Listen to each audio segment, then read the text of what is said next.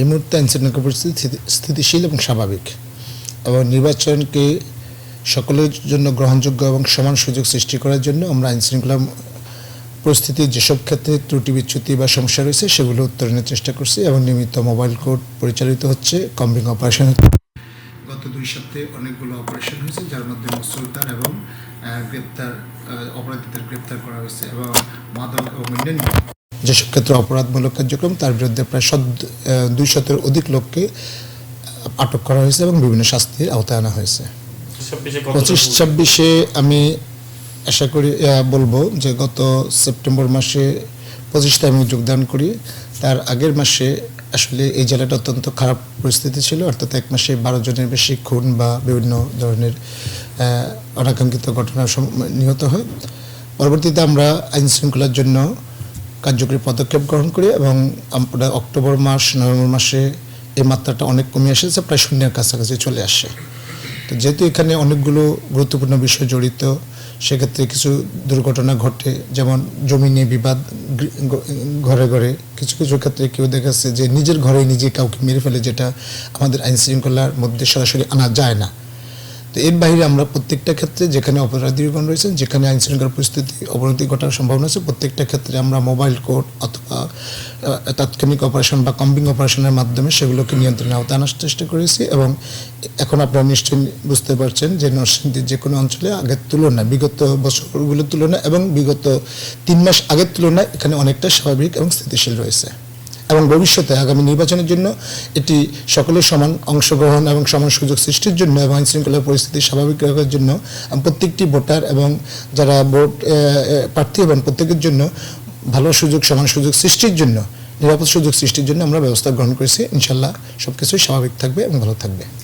আমাদের প্রস্তুতি পর্যাপ্ত, এবং আচরণবিধি অনুযায়ী, আরপিও এবং আচরণবিধি অনুযায়ী যেসব ক্ষেত্রে যে ধরনের পদক্ষেপ গ্রহণ দরকার, মোবাইল কোর্টের মাধ্যমে শাস্তি আনা হয়েছে, এছাড়া ইনকোয়ারি কোর্ট কমিটির মাধ্যমে তদন্তের ব্যবস্থা গ্রহণ করা হয়েছে, এবং কোনো সমস্যা শোনার সাথে সাথে আমরা তাৎক্ষণিক প্রার্থীগণের সাথে বা সংশ্লিষ্টদের সাথে আলাপ করে সেগুলোর জন্য না ঘটে সেই বিষয়ে আমরা পদক্ষেপ গ্রহণ করছি। আমরা অনেকগুলো পদক্ষেপ গ্রহণ করেছি।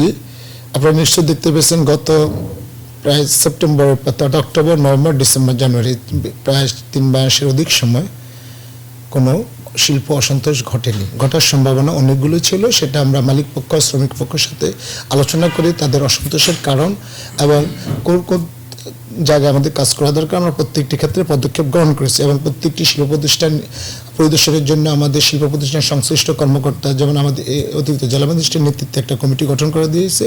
ইটিপি, শ্রমিক অসন্তোষ এবং জরুরি অন্যান্য বিষয়গুলো সাথে সংশ্লিষ্ট প্রত্যেকটি বিষয় পরিদর্শন করা হয়েছে, তাদের সাথে আলোচনা করা হয়েছে। ভবিষ্যতে যাতে এ ধরনের ঘটনা না ঘটে সে ধরনের আমাদের কার্যকরী সকল ব্যবস্থা গ্রহণ করা হয়েছে। যদি কোথাও লে অফের বিষয় থাকে অথবা কোনো কারণে তাৎক্ষণিক কোনো সমস্যা হতে পারে, যেমন অনেক জায়গায় হঠাৎ করে বিদ্যুৎ বিভ্রাট বা গ্যাস বিচ্ছিন্নকরণ অথবা কোনো কারণে ফ্যাক্টরি বন্ধ হয়ে যাওয়া, সকল বিষয় আমাদের নজরে রয়েছে, এবং আমরা তাৎক্ষণিক মালিক পক্ষ এবং শ্রমিক পক্ষের সাথে আলোচনা করে ব্যবস্থা গ্রহণ করছি। সেজন্য বিগত 3 মাসে অসন্তোষ তেমন কোনো গুরুত্বপূর্ণ আকার ধারণ করেনি বা কোনো ধরনের বড় ধরনের সমস্যা সৃষ্টি হয়নি। ইনশাল্লাহ আমরা যেসব পদক্ষেপ গ্রহণ করছি সেগুলো কার্যকর থাকবে এবং কোনো সমস্যা হবে না। আমি প্রথমে বলেছি লেভেল প্লেয়িং ফিল্ড, অর্থাৎ সকলের জন্য সমান সুযোগ থাকবে। আমার জন্য কেউ এখানে প্রভাবশালী বা প্রভাবহীন নয়। আমাদের জন্য অর্থাৎ নির্বাচনকালীন সময় এবং সকল সময় জন্য আমি জেলা ম্যাজিস্ট্রেট হিসাবে আমার নিকট সকলেই সমান, আর নির্বাচনের বিষয়ে সকল প্রার্থী সমান।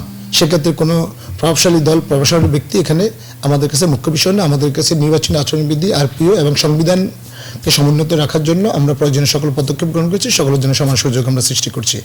নির্বাচনের জন্য শুধু পুলিশ এককভাবে নয়, সেখানে নির্বাচনের ভোট কেন্দ্রগুলোতে আমার পুলিশ থাকবে 1জন বা 2জন, তারপরে আনসার থাকবে সেই কেন্দ্রের কক্ষ অনুযায়ী 8 থেকে 10 জন থাকতে পারে। তার পরবর্তীতে আমাদের স্ট্রাইকিং ফোর্স হিসেবে পুলিশ, র্যাব, বিজিবি থাকবে, এবং সর্বশেষ আমরা সেনাবাহিনী থাকবে। প্রত্যেকটি আমাদের আইন শৃঙ্খলা বাহিনীকে প্রস্তুত করা হচ্ছে, এবং আমরা সেগুলো বিভিন্ন কেন্দ্র পরিদর্শনের মাধ্যমে জনের সাথে কথা বলে আমরা আমাদের ঝুঁকি নির্ণয়পূর্বক প্রয়োজনীয় পদক্ষেপ গ্রহণ করছি। ইনশাল্লাহ সবাই প্রয়োজন অনুযায়ী কার্যকরভাবে নির্বাচন পরিচালনায় নিজেদের সুযোগ এবং সামর্থ্য ব্যবহার করবে, এবং তাতে কোনো সমস্যা হবে না।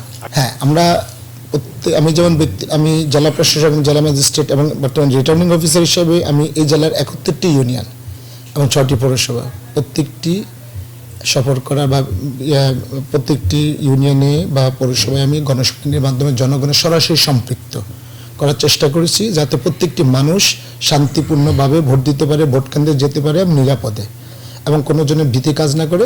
তাহলে আমাদের ভোট উৎসবটা কার্যকর এবং সকলে নিজেদের একটা গুরুত্বপূর্ণ রাষ্ট্রীয় অনুষ্ঠান হিসেবে নিজেরা অংশগ্রহণ করবে। এবার দুইটা যেহেতু ভোট, একটা হলো গণভোট, গণভোটে সবাই নতুন রাষ্ট্র সংস্কার বা নতুন রাষ্ট্র নির্মাণে তাদের ভোট দিবে, আর একটা হলো জাতীয় সংসদ নির্বাচনের জন্য। আমরা এভাবে প্রত্যেকটি সরকারি কর্মকর্তা, এনজিও এবং অন্যান্য যারা নিরপেক্ষ ব্যক্তিবর্গ তাদের মাধ্যমে জনগণের ঘরে ঘরে যাওয়ার চেষ্টা করতেছি, যাতে নির্বাচনের সকলে নির্বাচনমুখী হয়, গণভোট এবং অন্যান্য জাতীয় সংসদ নির্বাচন অংশগ্রহণ করে নির্ভয়ে নিরাপদে।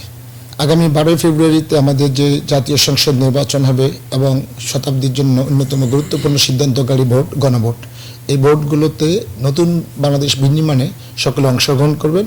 আপনাদের জন্য আমরা নিরাপদ নরসিংদী এবং নিরাপদ ভোটকেন্দ্র এবং ভোটকেন্দ্রে যাতায়াত এবং ফিরে আসার জন্য প্রয়োজনীয় সুযোগ সুবিধা এবং নিরাপত্তা ব্যবস্থা নিশ্চিত করব।